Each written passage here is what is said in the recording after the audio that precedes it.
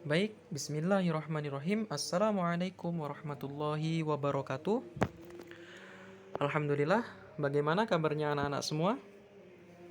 Semoga dalam situasi pandemi seperti ini, kita masih diberikan kesehatan, umur yang panjang, rezeki yang banyak, dan tentunya diberikan kemudahan-kemudahan dalam memahami pembelajaran. Baik, sebelum kita memulai pembelajaran pada pagi hari ini, alangkah baiknya kita berdoa dulu agar kegiatan kita diridhoi oleh Allah Subhanahu wa taala. Ala hadiniyah wa likulli niyatin shalihah. Al-Fatihah. A'udzu billahi minasy syaithanir rajim. Bismillahirrahmanirrahim. Alhamdulillahi rabbil alamin. Ar-Rahmanir Rahim. Maliki yaumiddin. Iyyaka na'budu wa iyyaka nasta'in. Ihdinas siratal mustaqim.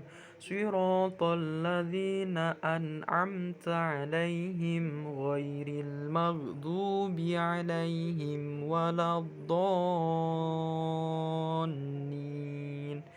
Amin.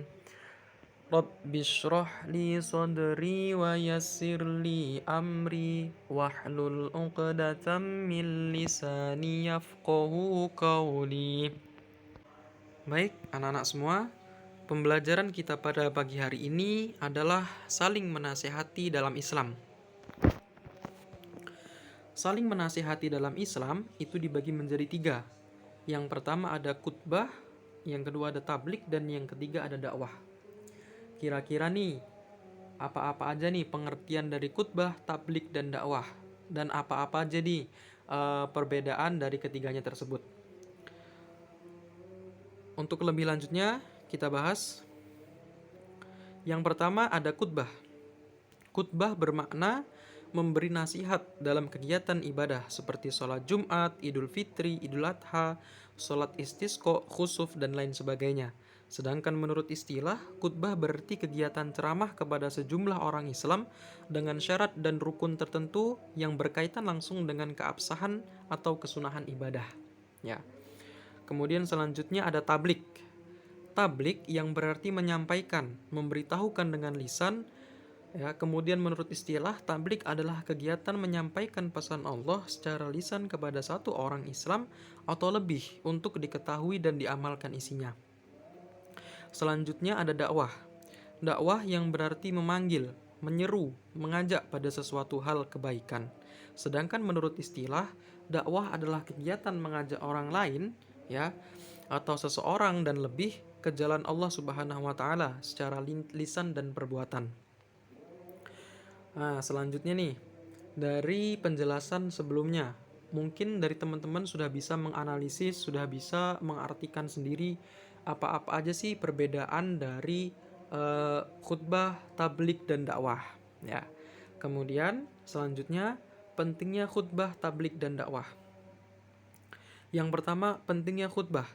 Sebagaimana dijelaskan bahwa khutbah itu termasuk aktivitas ibadah. Oleh karena itu, khutbah tidak bisa ditinggalkan karena akan membatalkan rangkaian aktivitas ibadah.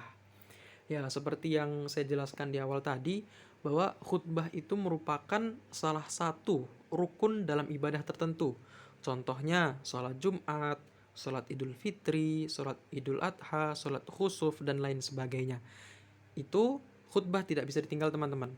Ketika khutbahnya itu ditinggal, maka hukumnya, maka sholat Idul Fitri atau sholat Idul Adha, sholat Jumatnya itu tidak sah, ya, karena khutbah itu merupakan salah satu dari rukunnya tersebut, begitu.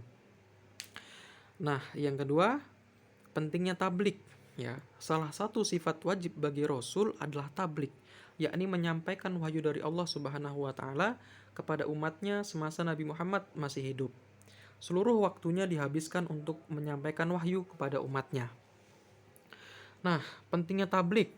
Kira-kira menurut teman-teman apa nih pentingnya tablik berdasarkan pengertian yang sudah saya jelaskan? Ya, kita sebagai seorang muslim, ya, kita sebagai seorang muslim punya tanggung jawab untuk meneruskan kebiasaan bertablik tersebut. Bayangkan ketika terjadi kemungkaran, ya, ketika terjadi kemungkaran di hadapan kita, kemudian kita acuh tak acuh, kita tidak peduli, ya, kemudian apa yang terjadi dengan umat Nabi Muhammad? Pasti akan kacau balau. Itulah pentingnya tablik, ya. Dan di zaman sekarang teman-teman, ya, banyak yang menyangka bahwa tugas tablik itu hanyalah tugas alim ulama saja, hanya tugas kiai saja, hanya tugas tokoh agama saja. Hal itu tidak benar, ya, hal itu tidak benar. Karena setiap orang yang mengetahui kemungkaran yang terjadi di hadapannya, ia wajib mencegahnya atau menghentikannya.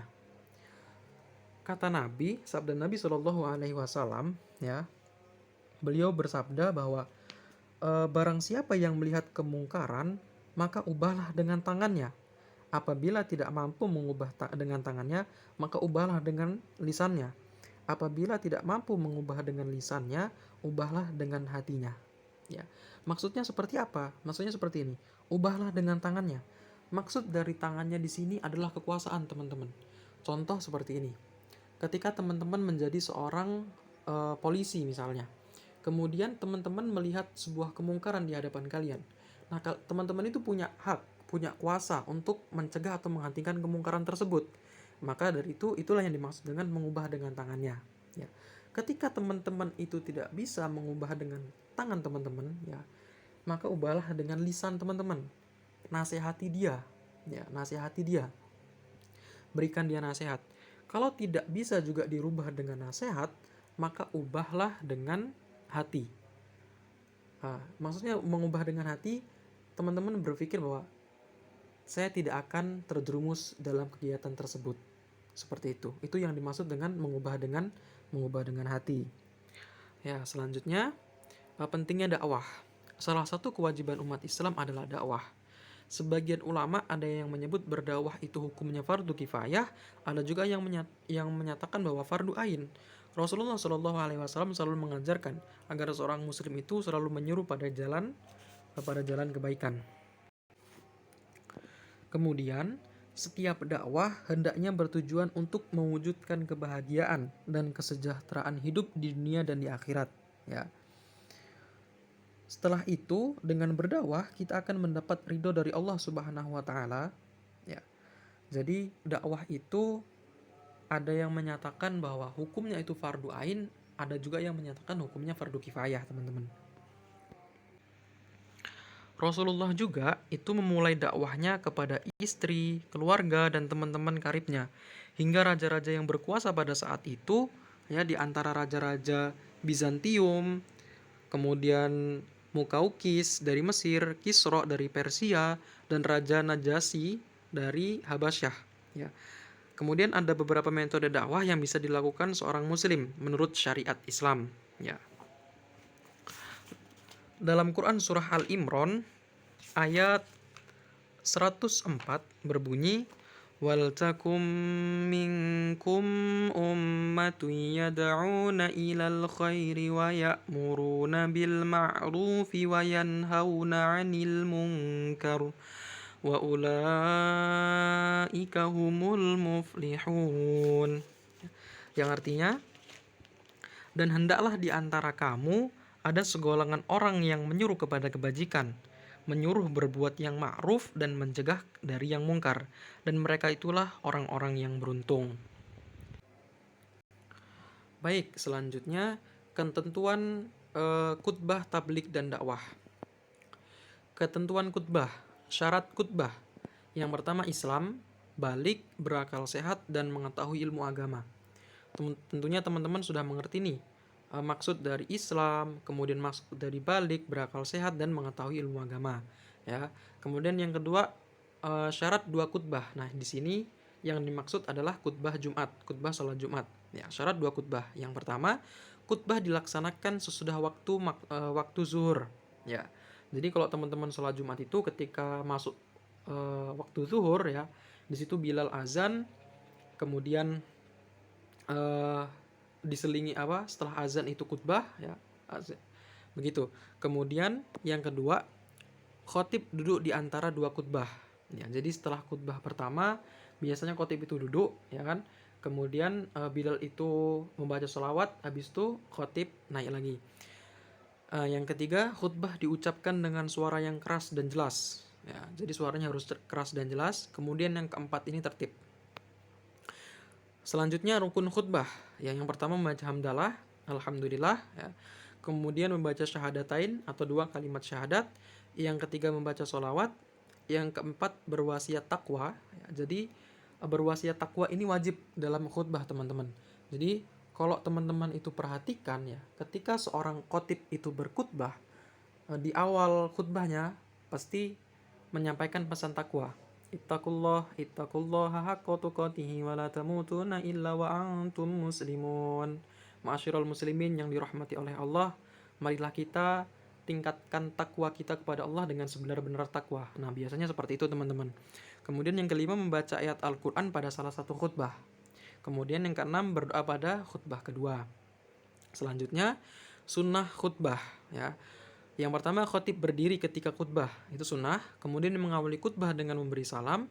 Khutbah hendaknya jelas, mudah dipahami dan tidak terlalu panjang ya, itu sunnah. Kemudian yang keempat khotib menghadap jamaah ketika khutbah. Yang kelima menertibkan rukun khutbah. Yang keenam membaca surat Al-Ikhlas ketika duduk di antara dua khutbah ya. Selanjutnya ketentuan tablik. Syarat mubalik ya.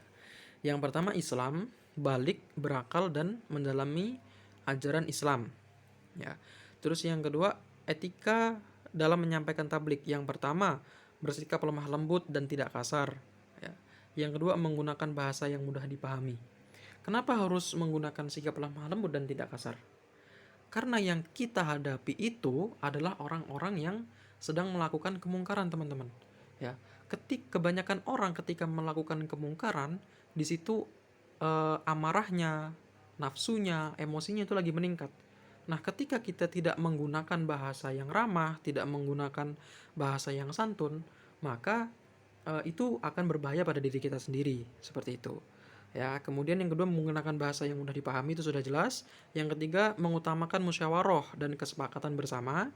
Yang keempat, materi dakwah harus memiliki dasar hukum. Nah, ini yang paling penting teman-teman. Ya, materi dakwah ini harus memiliki dasar hukum. Yang kelima, menyampaikan dengan ikhlas dan sabar. Selanjutnya, ketentuan dakwah. Syarat dakwah yang pertama adalah Islam, balik, berakal, ya mendalami ajaran Islam. Yang kedua, etika dalam dakwah. Dakwah dilaksanakan dengan hikmah, ya. Yang kedua, selanjutnya adalah dakwah dilakukan dengan nasihat yang baik. Itu sudah jelas. Yang ketiga, dakwah dilaksanakan dengan memberi contoh yang baik atau uswatun hasanah. Begitu. Percuma kita berdakwah, memberi nasihat, memberi petuah, tapi ternyata kitanya sendiri tidak menerapkan apa yang kita berikan nasihat kepada orang lain. Itu sama saja teman-teman. Yang keempat, dakwah dilakukan dengan mujadalah atau bertukar pikiran, begitu. Atau mengedepankan musyawarah lah atau diskusi. Bahasa gampangnya seperti itu. Nah, mungkin itu saja yang dapat saya sampaikan ya. Kurang dan lebihnya saya mohon maaf yang sebesar-besarnya. Wabillahi taufiq wal hidayah. Wassalamualaikum warahmatullahi wabarakatuh.